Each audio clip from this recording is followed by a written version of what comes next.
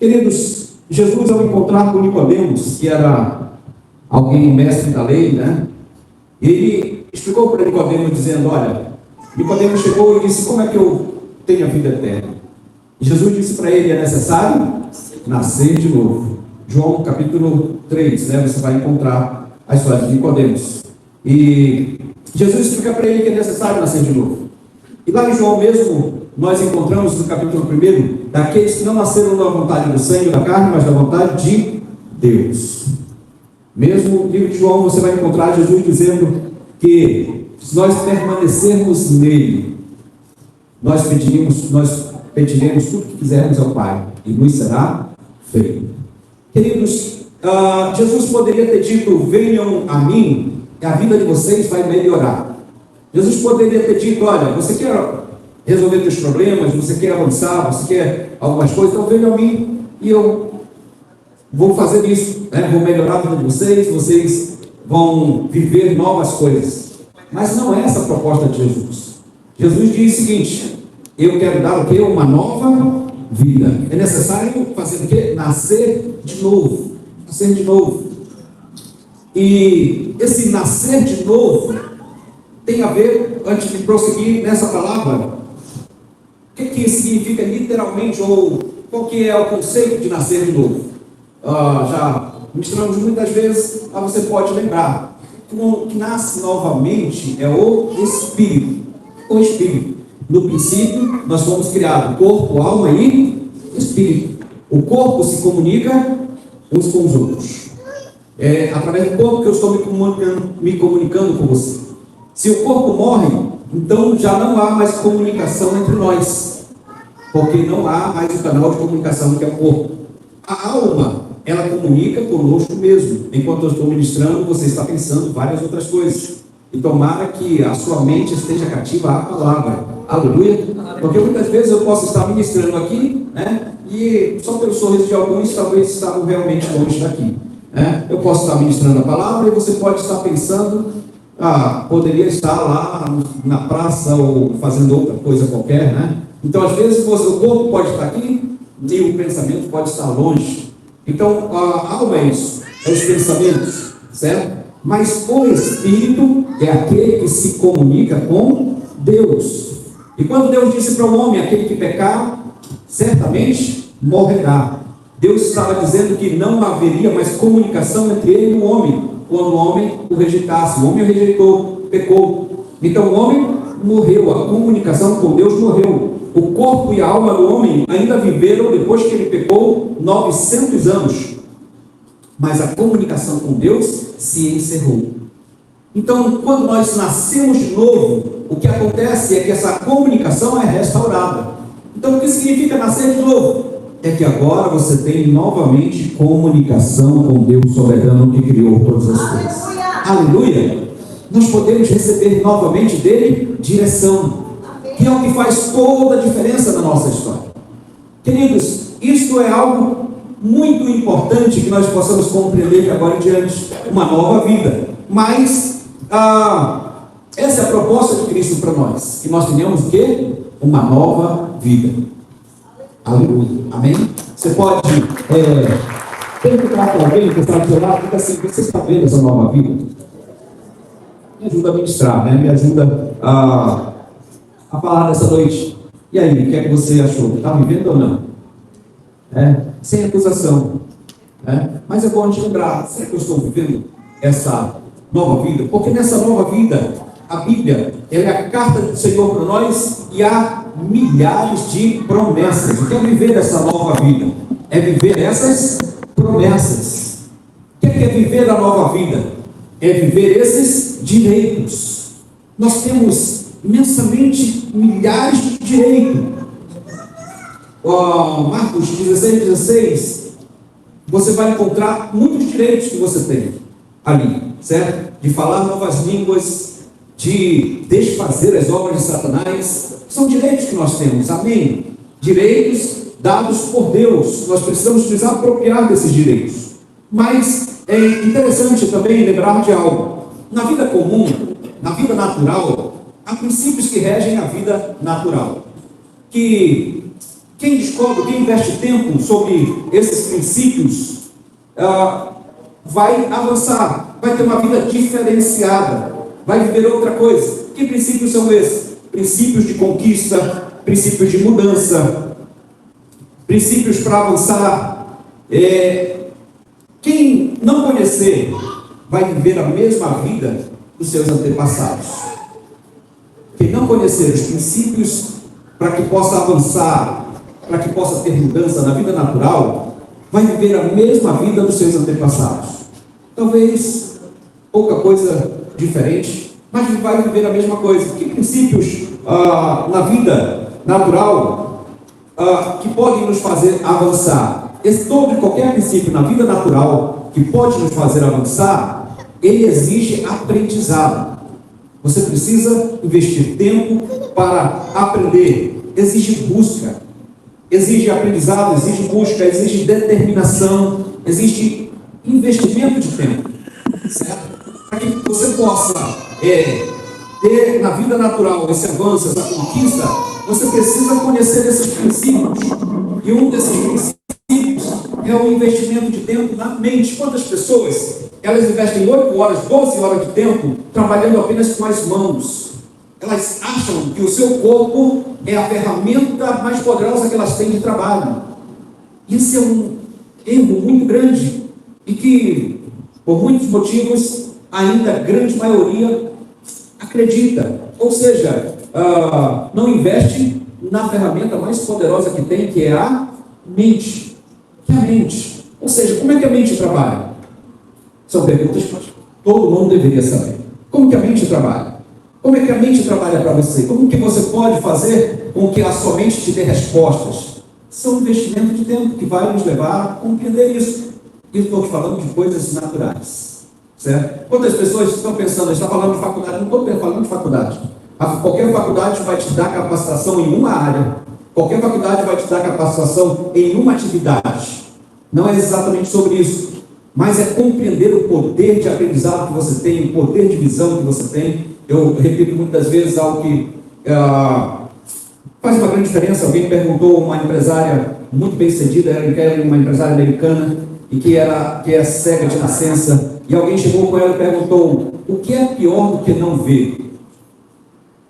Achando que estava fazendo uma grande pergunta, e ela pegou e disse: olha, pior do que não ver é não ter visão.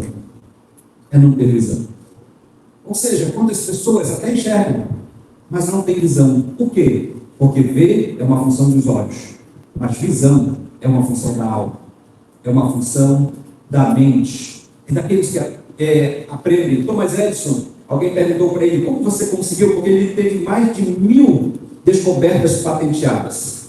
Ele teve não só, ele teve muitas descobertas. E alguém perguntou para ele: como você conseguiu esse feito?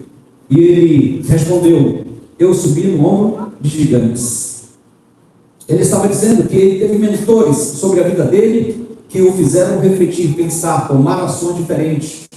Perguntei a um empresário aqui da cidade, muito bem sucedido, e que tem centenas de funcionários, inclusive alguns daqui da igreja já trabalharam com ele. E uma tarde conversando com ele, eu perguntei, olhando para os funcionários no escritório dele, eu perguntei para ele: quantas pessoas, ou quantos funcionários já perguntaram ao Senhor como fazer isso, como conquistar, como chegar aonde você chegou, vindo também de uma família pobre, uma família que não tinha recurso nenhum?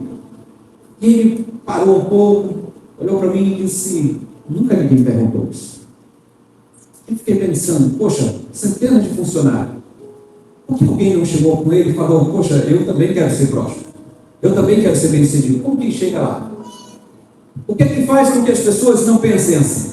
O que é que faz com que as pessoas não tenham mentores? O que é que faz com que as pessoas resistam ao aprendizado, à mudança? Você sabe, orgulho é um dos amigos da transformação, um dos inimigos da transformação, de avançar. A ignorância. Pessoas que simplesmente dizem: não, foi desse jeito que eu aprendi, é desse jeito que eu vou fazer, e acabou, não quero ouvir mais de ninguém. Você encontra centenas, nós encontramos muitas pessoas assim, que são resistentes ao aprendizado, a soberba, mas também a preguiça.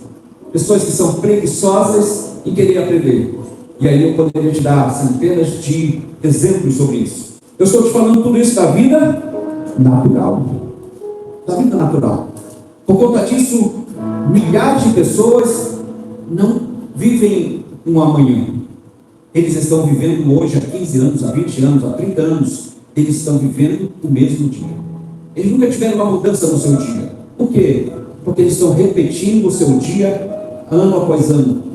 Porque não aprenderam. Porque não investiram sobre isso. Eu estou te falando da vida natural. Pessoas que estão vivendo a mesma vida dos avós, dos pais, estão vivendo a mesma vida novamente. Quando eu falo a mesma vida, de resultados. São os mesmos resultados. Às vezes diferencia em algo, mas os resultados são os mesmos. E eu estou falando da vida natural. Mas a vida cristã também é assim. O que é natural é sombra das espirituais. A vida cristã, ela também tem princípios. E esses princípios que fazem toda a diferença, que norteiam aonde vamos chegar, que nos dão essa visão para que nós possamos avançar. Nós precisamos compreender que esse lugar não é um lugar comum, não é qualquer lugar. Porque eu acabei de falar para você que a vida comum, se você não investir tempo, não tiver determinação, não tiver busca, vai viver a mesma vida dos antepassados. Mas este lugar não só é a academia espiritual da nova vida, quanto também é o lugar de treinamento para a nova vida. Quanto também é o lugar onde nós não só aprendemos, mas é onde nós somos treinados para viver a nova vida. E que princípios são esses que norteiam? Porque Paulo ele declara claramente: eis que as coisas velhas já passaram, para aqueles que estão em Cristo, que nova criatura é. Aqueles que estão em Cristo são o que? Nova criatura. Você entende o que significa isso? Mudança de vida. Porque antes nós éramos normais, só corpo e alma. Então, realmente faz sentido o que muitos dizem sobre que o homem não é mais que um animal. Faz sentido. Por quê? Porque se for só corpo e alma, então eles estão certos. Só que agora nós não somos mais corpo e alma. Nós somos corpo, alma e espírito. Espírito vivificante de Cristo que vive em nós. Você entende? Há algo mais em nós. Nós precisamos compreender que também como na vida comum, esses princípios nós precisamos buscar. Quantas pessoas fazem na igreja, fazem deste lugar apenas um restaurante? Quando elas estão com muita fome, quando elas estão famintas, sedentas, então elas vêm para saciar um pouco a sua alma. Nada de errado com isso, também é esse restaurante. E o Senhor deseja nos alimentar esta noite, aleluia, amém? Mas queridos, esse lugar não é só um restaurante. Ele é uma academia espiritual de aprendizado e treinamento. Para quê? Para o que Paulo nos alerta. Paulo diz: não vos conformem. Ou seja, não entrem na forma, não sejam da mesma forma que as pessoas lá fora. Não vos conformeis com este mundo. Não vos conformem como as pessoas vivem. Mas Paulo diz, ele dá um imperativo, diz assim: transformem-se. Por quê? Porque esses princípios, eles não são obrigados. Deus não vai te obrigar. Deus te deu uma porção de fé. E Deus não vai te obrigar agora a aumentar essa fé. Não. Você tem que decidir. Dizer: Deus, aumenta a minha fé. Eu quero ter mais fé. Eu quero compreender. Ele já nos deu. E Paulo diz: não se conformem com este mundo. Ou seja, não se conformem como as coisas são. Não se conformem em viver os mesmos resultados. Não se conformem que isso seja assim. Não. E ele dá o caminho. Ele diz: transformem-se. Diga para o seu irmão: é sua responsabilidade sair da vida ruim e ter uma vida extraordinária. Aleluia. É sua responsabilidade.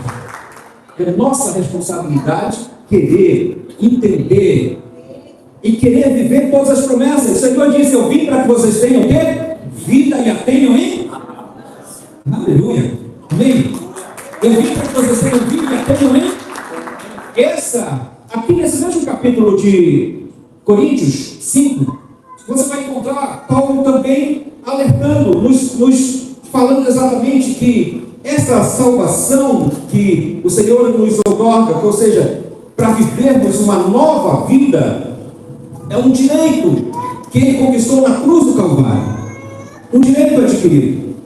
E Ele nos fala tantas coisas nesse capítulo sobre essa nova história que nós precisamos desejar viver.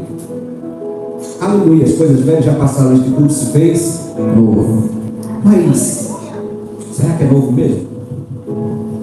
Ou estamos vivendo com os mesmos medos do passado? Ou estamos vivendo com as mesmas dúvidas do passado? Ainda hoje encontrei alguém que disse, e que está aqui entre nós, né, comendo, mas eu fiz 2 perguntas básicas e disse: você sabe da sua salvação? Aí ele disse: não acredito na minha salvação. Eu quero te convidar, você que faz parte daqui da Ágape, você que, quando você ouvir algo que você não compreendeu, ou que mesmo não aceita, você deveria questionar, você deveria procurar um líder, você deveria me procurar. Você, pastor, eu entendi de outra forma, por que você falou dessa forma? Isso é um direito seu. Por quê? Porque se não faz isso, você está correndo um grande risco. Em algum momento, você pode ir juntando tantas coisas que talvez não faça sentido para você. E aí isso se torna um grande problema para você continuar. Deveria ser esclarecido. Eu estava falando com aquela pessoa hoje sobre a salvação, de uma forma bem simples. Eu disse a ela: se o Yuri deve com aqueles 10 mil reais, não sei quanto ele deve, né? Mas se ele deve 10 mil reais, e o Aquiles não é do agiota que ora, é do agiota que mata, né? Aí eu ficava sabendo, o Aquiles vai acabar com o Yuri, né? E eu falo: não, graças a Deus minha conta está cheia, eu vou pagar porque ele não morre. Eu vou lá e pago para o Aquiles 10 mil reais. Todo mundo está entendendo? Sabe o que eu estou falando? Deixa eu apresentar os dois filmes, que você vai rapidinho. Brad Pitt e o Tom Cruise. Aqui embaixo. Esse aqui é o agiota que não ora. Esse aqui é o devedor. Aí, calma. Eu quero pagar. O que vocês acham que aconteceu aqui? O que eu poderia sentir? Eu poderia sentir o quê? Fui desonrado. Ele não aceitou aquilo que eu fiz. Seria ou não? Não seria uma desonra. Estou usando uma palavra mais forte, né? Mas não seria um desrespeito. Eu fui lá e paguei. Por que ele não aceita? Ao querer pagar ele mesmo, só que tem um detalhe. Eu estou falando 10 mil. Mas imagina que fosse 10 bilhões. Coisa que ele jamais conseguisse pagar. E eu vou lá e pago 10 bilhões. E ele chega e diz que não aceita. Gente, se fosse um caso desse, eu mesmo não dava fim nele. Eu ia ficar tão revoltado, tão chateado, que eu mesmo... Sim ou não? Você está entendendo a história aqui? A questão é muito simples, querido. Muito obrigado. Aplausos para eles, que eles tiraram na nossa dela. A questão é muito simples. Nós devíamos a Deus. Toda alma que pecar, essa morrerá. Nós devíamos a Deus. Ninguém podia pagar. Mas Jesus disse: eu vou lá pagar. Aleluia. Ele foi na cruz do Calvário, derramou o seu sangue e teve a sua vida dilacerada. Ele não tinha nenhum pecado, ele não devia nada. Ele pagou por mim e por você. Aleluia. Aleluia. Pagou ou não pagou? Se você está aqui, se você batizou, e se você está aqui nessa noite, é porque de alguma maneira você crê. Ele viveu e morreu no meu lugar. Aleluia. Agora eu vou e digo: não está pago não. Agora, para Deus me aceitar, eu preciso ser bonzinho. Eu preciso vir no culto. Eu preciso fazer não sei o quê. Eu preciso carregar uma cruz. Eu preciso... Você sabe quanto isso é desrespeitoso com Deus? Você sabe que isso é desonrar o que Jesus Cristo fez? Você não podia pagar. Nós não podíamos pagar. Ele foi lá e pagou integralmente. Ele não pagou parcelado. Ele não pagou só o teu passado. Ele pagou o passado, o presente e o futuro. Aleluia. Amém? Pagou. Está pago. Diga para o seu irmão, está pago. Fala para ele, paga. Está pago. Quem crê? Amém. Quem crê, dá um aplauso ao Senhor. Glória a Deus. Aleluia. Eu recebo. Eu recebo. Está pago. Aleluia. Está pago ou não está pago? Mas vai um engraçadinho e fala: não acredito assim. Eu acredito que se eu for bom, agora. Deixa eu dizer para você: o que acontece? Acontece que João 1,12: a todos que o receberam, não foi só pago. Jesus não só pagou a nossa dívida, mas foi mais do que isso. Ele pagou e nos tornou filho amado. Aleluia. É muita coisa. Ele nos tornou filhos amados. Aleluia, amém? Ele nos tornou filhos queridos. Não foi só pagamento. Ele pagou e te tornou filho amado de Deus. Aleluia. Sabe o que significa? Nós nascemos da sua semente, que é a palavra. Onde estaria a sabedoria de Deus em tornar alguém filho para lançá-lo no inferno? Você acha que teria alguma sabedoria nisso? Não. Eu vou fazer um filho só para ver ele condenado para sempre. Que pai natural teria felicidade nisso? Você entende como não há lógica no que o pessoal fala para ele? Não é lógica. Agora, está aqui filho, amado. De vez em quando ele estressa um pouquinho, mas é amado. Mas eu estou com um filho no país. O outro, esse aqui está pertinho. Ele está colaborando comigo. Aleluia. Isso não atrapalha. Mas está colaborando com o ministério. Aí só ele que é filho, o outro, porque está longe, não é filho, é assim? Diga para quem está ao seu lado, ainda que você vá para longe, não deixe de ser filho. Aleluia. Amém. Não deixe de ser filho. Hoje a mão que você não vai doer. Vai sair doendo daqui. Porque tem muita coisa ainda para compartilhar. Aleluia com isso. Deixa com a garganta também, de glória a Deus. Aleluia. Deus, eu te amo porque o Senhor fez isso. O Senhor já me deu esse privilégio. Aleluia. Então, queridos, esse é o princípio da palavra de Deus. Por quê? Porque quem não crê nesse princípio, todo o tempo está tentando agradar a Deus. Todo o tempo está preocupado. Será que Deus está feliz comigo? Será que Deus não está feliz agora? Não, agora, hoje eu pisei na bola. Deus deve estar irado comigo. Hoje é um dia no céu, outro no inferno. Um dia não, é de hora em hora, minuto em minuto. Porque na hora que ele está aqui, Senhor, ele acha, estou no céu. Ele saiu daqui, olhou para que não devia olhar e fala, estou no inferno. Você sabe, é uma vida horrível. É uma vida complicada. Por quê? Porque toda hora é essa briga dentro dele. Céu ou inferno? Céu ou inferno? Aí já pensou? Na hora que ele decide pecar, alguém vem, passou a vida toda lutando e tal. No dia que ele pisou na bola, o carro veio, Aí ele fala, me lasquei. Tem lógica isso, gente? Não tem. Primeiro princípio, entenda. O Senhor pagou a tua dívida e te fez filho amado. Está resolvido. Aleluia. Toma ele, diga eu sou filho amado.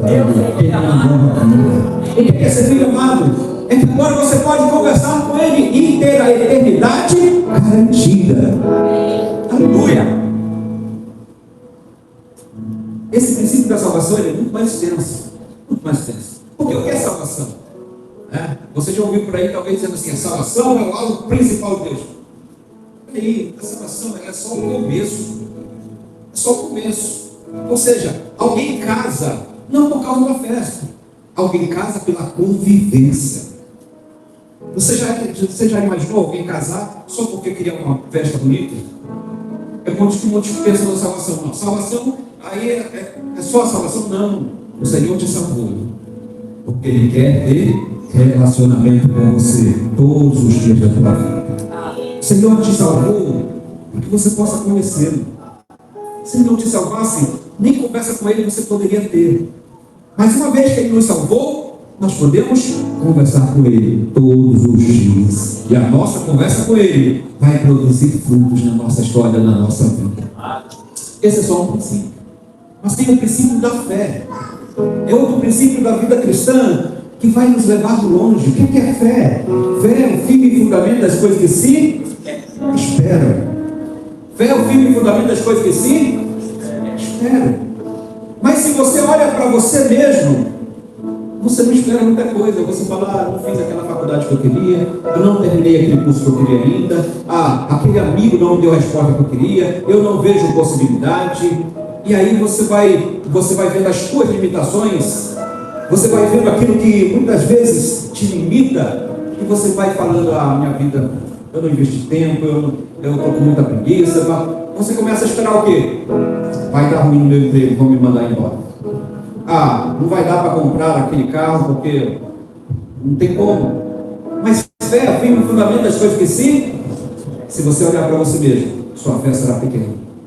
Mas sabe, se você começar a compreender o que Jesus mesmo fala, pedi e dar-se-vos-á.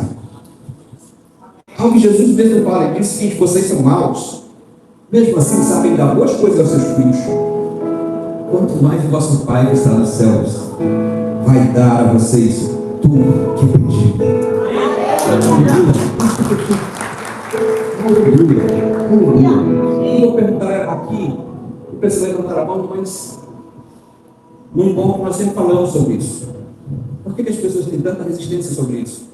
Porque a maioria absoluta não foi ensinada a depender do Pai, a confiar no Pai, a pedir ao Pai. A grande maioria teve um pai que no muito, foi um cara legal, mas muitas vezes não tinha como prover, não tinha como dar, não tinha como estar presente, não tinha como estar ao lado. Não foi alguém que demonstrou ou que viveu esse amor. E aí muitas vezes nós associamos isso a Deus. Não, Deus é como meu pai, falho. Ou seja, ele tem tanta coisa para fazer, porque ele vai estar olhando para mim. Tem milhões de pessoas, porque logo para mim que ele vai estar olhando. Ou a gente pensa, não vou incomodar Deus com essa coisinha tão pequena. Mas fé é o fim e fundamento das coisas que se esperam. Sabe, quando nós começamos a corrigir esse pensamento, começamos a dizer, Ele é o meu Pai. Jesus nos ensinou dizendo, quando orardes, orareis assim, Pai nosso. Tá? Não, você pode dizer, meu Pai, Abba, Pai, Paizinho querido. Você pode chegar com ele e dizer, Pai, estou com um problema aqui. Por quê? Porque a vida passada muitas vezes deixou tantos resquícios, tantas coisas que nós precisamos avançar, que nós precisamos conquistar, que nós precisamos mudar, e você está na academia certa para mudar esses pensamentos. Então muitas vezes nós não fomos ensinados, mas aqui você está ouvindo, você pode sim conversar com ele sobre tudo, porque ele sabe mais sobre você do que você mesmo. Aleluia. Ele sabe mais sobre você do que você mesmo. Então você pode falar com ele sobre tudo. E quando você começa a conversar com ele, as dúvidas vão embora, o medo vai se dissipar, porque você vai receber amor, e verdadeiro amor lança fora todo medo. Quando você esteja com medo, dizendo, pastor, eu tento, mas não consigo. Pastor, estou pisando a bola em algo aqui, tá? Eu não posso te ajudar. Mas conversa com ele vai mudar o teu coração, ele vai mudar a tua mente, ele vai te dar um novo coração. Davi teve esse problema.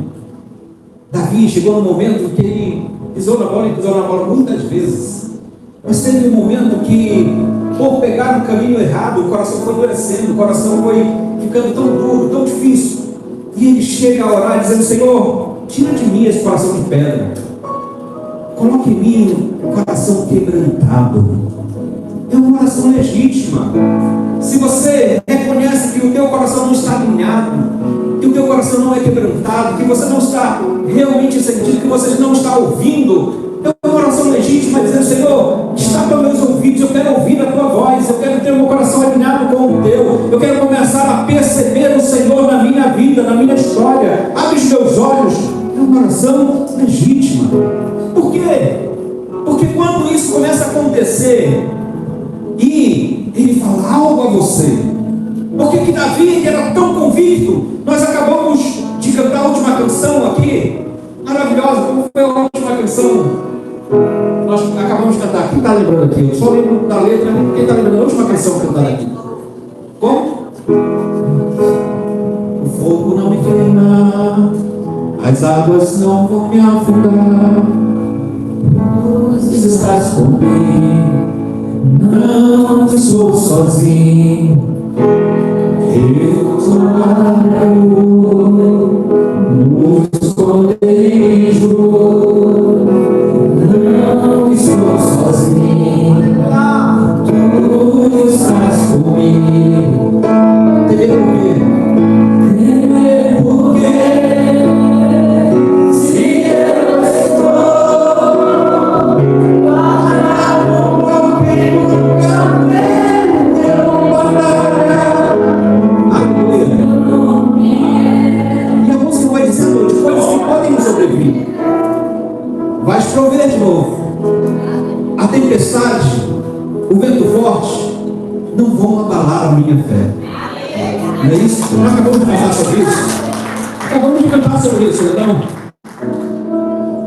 Gente, tem sido assim. Isso não é uma posição. É porque a gente pensa o seguinte: não, Jesus não vai me deixar passar pela ventania, passar pelo... Não, ele vai sim. Diga para quem está do lado, ele vai sim. Ele não prometeu que não teríamos aflições. Não prometeu. Ele estava no barco e a tempestade quase afundando o barco. Sim ou não? Você entende? Compreenda, a tempestade estava acontecendo, mesmo com Jesus no barco. Quando Abacuque descreve aquele cenário todo, ele não está dizendo assim: ah, porque eu estou em pecado, porque eu posso ver as coisas onde vivo. Não. E, gente, aquela história de Abacuque é tão extraordinária. Eu vou escrever sobre isso. Porque é tão extraordinário, porque fala de todas as áreas da vida. Ali, quando ele escreve o capítulo 3 de Abacuque, ele está dizendo de tudo que o ser humano pode viver, das reservas do ser humano, de tudo. Mas ele fala: olha, ainda que todas essas coisas aconteçam, ele não diz que vai acontecer. Ele diz: ainda que elas aconteçam, eu todavia vou me alegrar no Senhor que fez os céus e a terra. Você está entendendo? Ele está vivendo isso. Ele está dizendo: pode as águas vir, pode o fogo vir. Ora, Sadraque, Mesaque e Abednego, eles deram uma resposta mais espetacular ao rei, porque o rei exigia: você precisa se dobrar. Hoje os reis estão exigindo: você precisa entrar no esquema, você precisa pegar propina, você precisa pagar propina, você precisa ter um peixe, porque senão você não consegue nada. É o que os reis estão exigindo. Ou seja, se você não entra no esquema, não tem nada para ti. Você entende? É a mesma exigência, não muda muita coisa. E ele, o que eles responderam? Ele disse: ó rei, você tem o direito de exigir, você é o rei, tudo bem, mas nós não vamos nos dobrar. Nós não vamos nos dobrar a ti. Se o Deus que nós servimos quiser, olha só, se o Deus que nós servimos quiser, Ele pode nos livrar. Mas sabe, uma fé extraordinária e fé de verdade é aquela que completa a frase dizendo: mas, ainda que Ele não queira, nós não vamos nos dobrar mesmo assim. Nós não vamos negociar a nossa fé mesmo assim. O que eles estavam dizendo? Eles estavam dizendo: olha, nós sabemos quem Ele é, por isso nós sabemos que Ele é soberano. Não é o que nós queremos, é o que Ele quer, é o que Ele deseja. Ele é governo sobre todas as coisas. Porque às vezes nós queremos que Ele faça o que nós queremos, do nosso jeito, da nossa forma. Você entende? Fé é você começar a compreender, entender. Porque, sabe, queridos, tudo que eu estou te falando é sobre fé. Fé é o fim fundamento das coisas que se espera. Eu espero o melhor. E a Bíblia diz que Ele tem o melhor para mim. Ele diz: eu que sei que pensamentos tenho a vosso respeito, pensamentos de bem e não de mal, para nos dar o fim que desejais. Mas, queridos, é o fim que desejais. Não é simplesmente a caminhada, porque a caminhada muitas vezes vai ser no deserto. Porque a caminhada muitas vezes vai ter uma vermelha, vai ter deserto, vai ter falta de água doce. Mas sabe, todas essas coisas é para nos fazer conhecê-lo. É para que nós possamos ser resilientes nessa nova jornada que é a vida cristã. É para que nós não andemos segundo os nossos antepassados, segundo o que nós fomos aprendendo da vida. Não! É que nós andemos em um outro patamar, de saber aonde está a nossa confiança, de saber para onde estamos caminhando e por que estamos caminhando. Se nós começarmos a compreender sobre fé, nós vamos ouvir cada promessa que Ele tem para nós. E Paulo diz: transformem a vossa mente, porque existe recompensa. E Paulo diz: para que experimenteis qual seja a boa, agradável e perfeita vontade. Sabe, diga porque está aqui, é bom que você esteja aqui. Pode falar, é bom que você esteja aqui. É bom que você esteja aqui, amém? Amém. Amém. Mas, gente, como é agradável quando você vê Deus agindo através de você lá no teu trabalho, lá na tua casa, durante a segunda, terça, quarta, quinta. É maravilhoso, dá um sentimento agradável. Amém? Você está entendendo? Não é agradável você saber Deus está fazendo algo através da minha vida? É tão agradável ser instrumento de Deus, aleluia, amém? É agradável ou não, gente? Eu acho que você não parece não.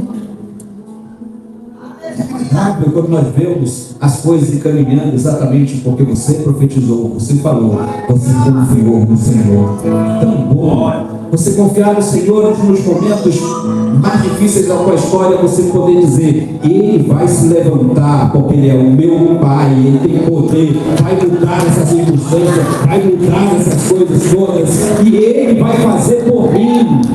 Aleluia! Aleluia! Quando você experimenta que você está na prova, ninguém quer ajudar, mas um dia você vai se levantar e vai dizer: olha, meu filho amado, aí eu vi. Você compreende? Eu estou falando de fé. Fé é o fim e fundamento das coisas que sim. Quando você começa a conhecer ao Senhor, você vai saber: Ele é bom e a sua misericórdia dura para sempre. Você vai começar a entender: Ele não está me punindo porque Ele nem pode me punir. Deus nem pode nos punir. Por que Ele não pode nos punir? A mesma história aqui. A nossa dívida foi paga. Aleluia.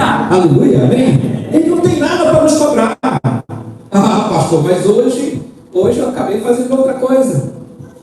Já está pago. Está pago. Fale para quem está falando: está pago. Aleluia. Fale para quem está falando só para irritar ele assim: até o que você vai fazer. Até o que você vai fazer. Já está pago. Isso que é complicado, né? Para você é complicado.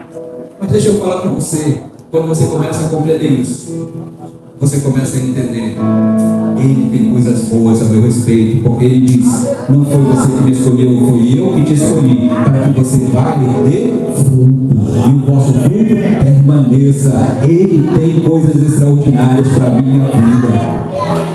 Aleluia. Sabe o que acontece? Acontece que isso é fé. As coisas não estão dando certo. E você nem é bom. O diabo todo tempo vai começar a dizer: está vendo só que não é bom, as coisas não dão certo.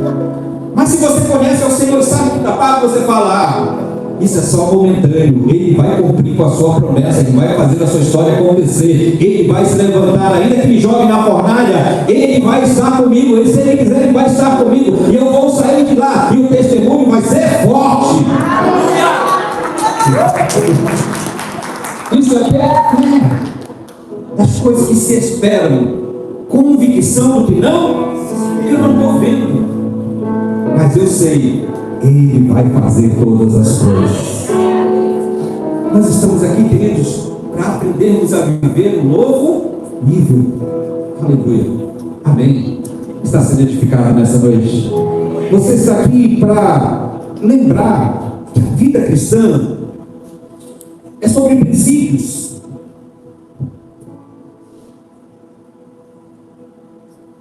E esses princípios é sobre graça.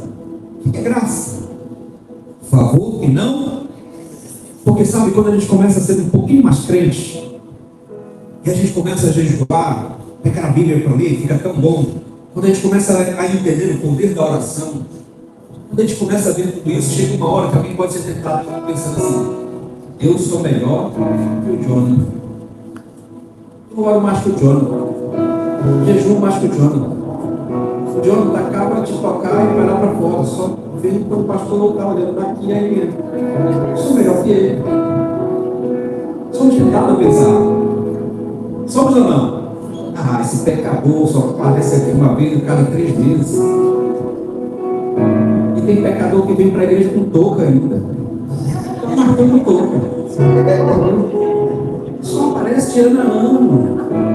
Ah, sou melhor que ele. Somos tentados ou não? Somos tentados a isso. Mas se nós entendermos o princípio da graça, talvez ele esteja mais qualificado do que eu para receber. Porque onde abundou o pecado, superabundou a graça. O que é graça? Favor e merecido. Quando você começa a compreender esse princípio, você fala: Senhor, sei que não mereço, mas o Senhor tem, eu quero. O Senhor pode fazer, então eu quero. Aleluia, amém? Amém? Aplauda, pecador.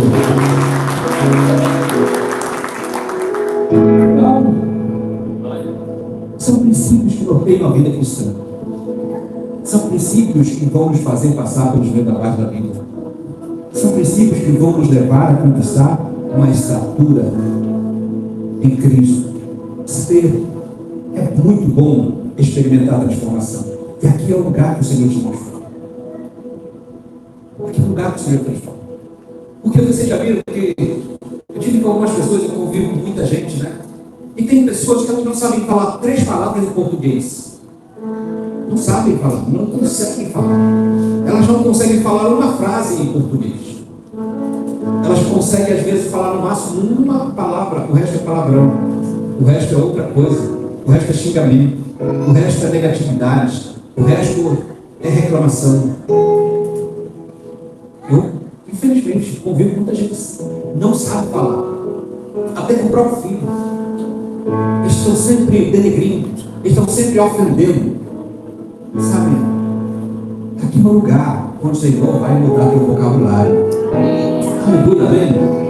Aqui onde você vai começar a chamar aquele que você nem gosta de irmão. Aproveita, fala irmão. Fala com quem está do teu lado. Oi, irmão. Você entende? Você vai começar a aprender a amar. Aleluia, amém? Você vai ser treinado no teu vocabulário. Quando as coisas estiverem difíceis, você vai dizer: oh Jesus, acorda aí que a tempestade está grande. Né? Você vai começar a saber a quem recorrer e não falar para amigo ou para o amigo. Né? Nem ficar conversando durante o culto que o pastor está ministrando, bem na frente do pastor ainda, para atrapalhar o pastor. Entendeu? Você entende? Você vai começar a ser treinado, a olhar para as circunstâncias e dizer: palco de milagres. Outros olham para as circunstâncias e falam: tem muito prejuízo aí, nada presta ali. Você vai olhar e vai falar: o Senhor vai transformar esse deserto em oásis. Palco de milagres. O Senhor tem muito a fazer. E Satanás vai ser derrotado, porque o poder de Deus vai se manifestar. E essa circunstância, essa situação vai mudar. Aleluia! Por que vai mudar? Porque eu cheguei e eu tenho autoridade sobre as circunstâncias para desfazer as obras de Satanás. Aleluia! Você entende? Aleluia! Amém? Estamos dizendo sobre princípios que você precisa compreender. E você precisa lembrar tantas coisas. Queridos, nós vivemos por recompensa. Todo ser humano vive por recompensa. E atualmente ela entende o que é recompensa. Às vezes, só sentar no sofá e descansar, você faz. Atualmente entende, ele gosta desse negócio. E aí vai te manipular para você ter mais tempo no sofá. Tem gente que fica no sofá a vida toda. Ele mal sai do sofá. Se você visitar uma casa que o sofá tem um buraco assim, sabe, e aí a mente de alguém pegou ele. Nós vemos por recompensa, seja das pequenas, das maiores. Quando alguém normal, de uma vida comum, ele faz alguma coisa, ele tem uma boa recompensa, ele já fica viciado, ele já fica dizendo assim, uau, tem coisa melhor. E ele começa a se movimentar, ele começa a querer. E você está me entendendo? Porque tem pessoas que nunca experimentam, né? Mas também na vida espiritual é assim. Por isso que aquela canção, ela realmente diz: quem já pisou no Santo dos Santos, em outro lugar, não sabe viver. Quem já pisou no Santo dos Santos? Existe um lugar, e esse lugar é retratado como o Santo dos Santos. Era um lugar que só um homem podia entrar uma vez por ano, que era o sumo sacerdote. E quando aquele homem entrava no Santo dos Santos e a sua oferta era aceita, toda a nação era abençoada. Toda a nação era abençoada. Toda a nação recebia a bênção. Mas imagina como era a satisfação daquele sumo sacerdote entrar na presença do Deus Todo-Poderoso. Imagina qual era a sensação. Tem uma outra canção que nós cantamos muito que diz: o que é que os anjos veem? Que os fazem se prostrar. O que é que os anjos veem que eles clamam Santo, Santo o tempo inteiro? Tem alguma coisa que eles veem. Tem alguma coisa que os impacta. Gente, quem entra no Santo dos Santos uma vez, não consegue viver em outro lugar. Porque ele sabe quanto é poderoso está na presença dele. Sabe, é poderoso a presença dele. Quando nós começamos a experimentar isso, nós sabemos, não só nós sofremos um impacto extraordinário, poderoso, não só nós vivemos algo poderoso, maravilhoso, não, nós compreendemos, não é só nós, mas muitas pessoas também serão abençoadas. Abençoadas. Muitas pessoas serão impactadas. Eu vou pedir algo a você agora, aproveitar a deixa, né? Bem legal a deixa, vou te convidar. Às vezes, quando eu ministro, às vezes a gente passa um pouquinho do horário só, né? Um pouquinho. Mas, regra comum, nós temos 2 horas de culto, 2 horas de pouquinho durante uma semana. Só essas 2 horas. E essas 2 horas, queridos, podem impactar a eternidade, podem impactar a tua vida inteira. Então deixa eu dizer para você, crie expectativa sobre essas 2 horas. Não venha como se fosse para qualquer lugar, e nem venha perder ou não aproveitar o seu tempo. Cada segundo nesse lugar tem um poder extraordinário. Eu quero te pedir, compartilhe comigo, sabe por quê? Talvez você fez isso, que eu vou falar, é porque alguém te influenciou. Alguém foi lá e sentou, você pensou, se ele pode, eu posso. E aí na hora do louvor, muitos ficam sentados. Não faça isso. Você veio para receber do Senhor, aleluia. E quando você molha a terra do teu coração, a semente cai e ela vai produzir frutos. Mas muitas vezes você sentou, obrigado. Muitas vezes você sentou porque está cansado, porque a sua alma está cansada. Às vezes nem o corpo e a alma está cansada, porque você está refletindo, porque tem muitas coisas. Às vezes o barulho está muito grande. Mas deixa eu te falar, você está na presença daquele que pode resolver todas as coisas. Deixa eu ficar lá fora. Um dos princípios poderosos da palavra é amar a Deus sobre todas as coisas, com toda a tua força, de todo o teu entendimento. Você entende? Então, ainda que o corpo não quer, ainda que a alma está barulhenta, levanta e adora. Abre a tua boca, pastor, eu estou tão irado. Abre a tua boca, mesmo irado. Ele vai mudar a terra do teu coração, vai mudar a tua alma. Você entende? Adora ele, não perde tempo não. É tempo. Eu sei que tem gente chata que sobe aqui e que manda tu fazer um monte de coisa, inclusive eu. Mas é rápido. É rápido. Quando eu estou aí e que o Gil chega aqui e começa a falar, dá um abraço, irmão, não sei o quê. Aí eu fico, você quer deixar para ver? Dependendo também. Tem jovem que adora nesse momento. Né? Deixa eu dizer para você. Compreenda. Entenda, nós vivemos com recompensa. Há uma recompensa para você que está aqui nessa noite. Mas há muito mais recompensa.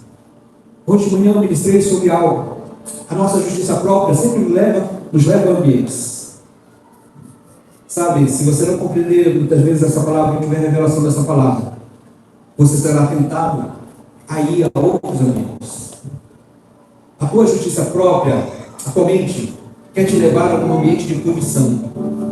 Sabe, eu nasci na igreja, mas na minha juventude, por conta do que eu ouvia e por conta do que eu praticava, eu pensava, eu não presto, não vale nada. E por conta de pensar assim, a minha mente sempre estava me levando a ambiente de morte. Por quê? Porque eu pensava, eu mereço a morte.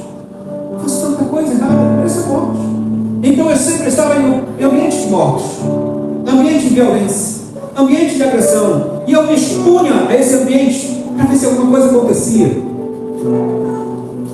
Porque a mente, muitas vezes, quer te levar a um ambiente onde supostamente o teu erro seja punido. Isso acontece. E muitas vezes, quando nós não compreendemos o conceito da graça, o conceito da fé, o conceito da salvação, nós mesmos, às vezes, escolhemos esse ambiente, a nossa mente nos leva a escolher esse ambiente. Sabe qual é o problema? O problema é que nesse ambiente nós nunca seremos corrigidos. Não vai haver paz. É o contrário. Nós vamos acabar praticando mais males. Nós vamos acabar praticando coisas piores. Mas o princípio é o mesmo. Não será só a nossa vida afetada, será a vida dos nossos filhos também. Quando, por algum motivo, se escolhe um ambiente errado, você não está escolhendo só para você. Você está escolhendo para uma multidão.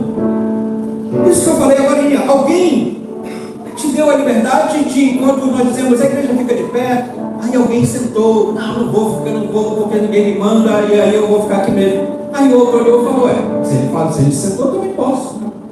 E aí começou um monte de gente a ficar sentado. E hoje eu entrei, olhei e eu digo, não vou mandar agora, eu vou avisar. Mas no próximo domingo, você me aguarde. Se eu te pegar sentado na hora do louvor, eu vou botar a mão na cabeça e dizer, manifesta agora. Mano, porque não dá. Não dá. Você entende? Se eu permitir, vai virar bagunça. E eu tenho que ir lá para esse lugar, sim ou não? Quem esteve de pé aqui? Levanta a mão mesmo assim. Você gosta que você está de pé e o outro está sentado? Não, se eu estou de pé, tem que estar de pé também. Beleza. Você entende? Nem era isso que eu ia falar. Eu estou falando sobre ambiente. Quando você está aí também, e nós estamos ministrando, e você fala, como és bom, Senhor. Quando você fala assim, Senhor, queima meu coração. Quando você fala assim, Senhor, eu quero viver isso. Quando você abre a sua boca e diz, Senhor, eu te louvo, o Senhor merece louvor, adoração, glória ao teu nome. Quando você começa a fazer alguma coisa, pode ter certeza, alguém será influenciado. Alguém vai começar a fazer a mesma coisa. Porque um monte de gente está doendo hoje? Porque alguém começou a bater palma. Se não, você está entendendo? Então o ambiente que você escolhe, entenda, não é só seu. Você está levando um monte de gente contigo. Pastor, mas não estou convidando ninguém. Não precisa convidar, eles vão te seguir. Por isso, nessa noite eu quero te convidar. Escolha ao Senhor. Escolha os planos dele para a tua vida. Porque você não é bom, eu sei, todo mundo sabe, você não é bom. Mas Ele está trabalhando e a obra vai ser completada. E as pessoas vão olhar para você e vão dizer: uau, que homem, que mulher de Deus. Você entende? Davi não foi bom, mas hoje nós conhecemos ele como o segundo coração de Deus. Um homem segundo o coração de Deus. Tua história não acabou. Ela só está começando.